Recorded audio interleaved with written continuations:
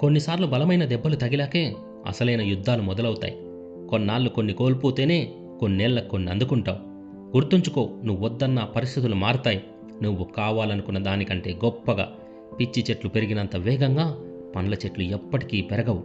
కొన్నిసార్లు ఓటమి భయపడితేనే గెలుపు వైపు వేగంగా పరిగెడతావు. గుర్తింపు తక్కువున్న పోరాటాలే గర్వించే స్థాయికి త్వరగా చేరుకుంటాయి.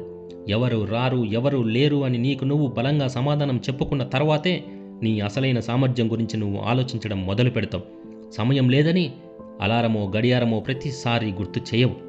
అవకాశం మళ్ళీ రావచ్చు, కానీ వయస్సు సమయం మాత్రం తిరిగి రావు. ప్రపంచం పరిగెడుతున్నప్పుడు నడక మొదలు పెడుతున్నా అని దిగులు చెందకం. నెమ్మదిగా మొదలైన నడక నాట్యమవుతుంది. ఏదో ఒక రోజు రుద్ర తాండవంలా మారుతుంది. మనదైన రోజు కూడా మౌనంగా ఉంటే రేపు అనేది చాలా గొప్పగా ఉంటుంది. ఒక ఏడాది బలంగా కష్టపడు చాలు, ఎడారి జీవితంలో ఉగాది విహరిస్తుంది. గెలిచాక నీ సంబరాన్ని ఊహించుకో. నిరాశలా ఉన్న జీవితానికి నిమ్మరసంలా పనిచేస్తుంది. కొన్నిటిని గుర్తుపెట్టుకోవడం జ్ఞానమైతే మరికొన్నిటిని మర్చిపోవడం జీవితం. మొహాన నీళ్లు చల్లుకొని నిన్ను నువ్వు నిద్రలేపు. నువ్వు బలంగా కష్టపడాలే కానీ బ్రతుకు పోరాటం గెలవడం ఎంతసేపు. గతానికి గాయమైతే మంచి భవిష్యత్తే గొప్ప ఔషధం. నువ్వు పూర్తిగా సిద్ధమైన యుద్ధం ఇప్పటి వరకు ఓడిపోలేదని మర్చిపోవద్దు. కలిసి రాని కాలమే చాలా వేగంగా కథ మారుస్తుంది. తెల్లారితే నీకోసం ఒక కొత్త యుద్ధం ఎదురుచూస్తున్నప్పుడు ఏ గతానికి నిన్ను బాధ పెట్టేంత శక్తి ఉండదు. పోటీతత్వం గురించి ఎప్పటికీ భయపడకు. నీ కల వేరు, నీ కథ వేరు. వాయిదా వేస్తే రేపటికి ఈరోజే అతిపెద్ద బరువు అవుతుందని గుర్తుంచుకో.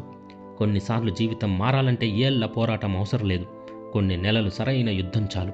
గుర్తుంచుకో, జీవితంలో అతిపెద్ద యుద్ధాలు సమయం తక్కువ ఉన్నప్పుడే గెలవాల్సి వస్తుంది. గెలుపు చిరస్థాయిలో ఉండాలంటే పోరాటం ఏ స్థాయిలో ఉండాలో ఆలోచించు. సమయం నీకు ధైర్యం అవ్వాలే కానీ శత్రువు అవ్వకూడదు.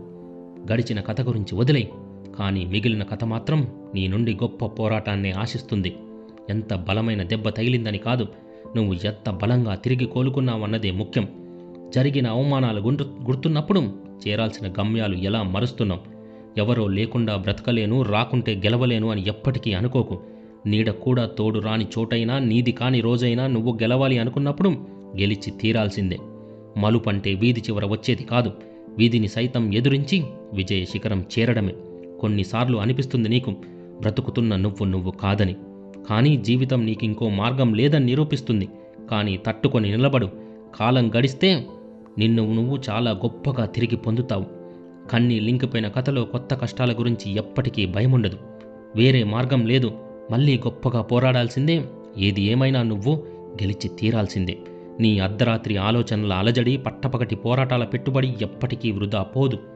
గుర్తుపెట్టుకో, నిన్ను వద్దనుకున్న వాళ్ళను నీకు గుర్తు కూడా రానంత ఎత్తుకు నువ్వు చేరుకుంటావు. నీ కళ్ళు కేవలం గెలుపునే వెతకడం మొదలు పెడితే అమావాస్య చీకటిలో కూడా అద్భుత కాంతి కనపడుతుంది.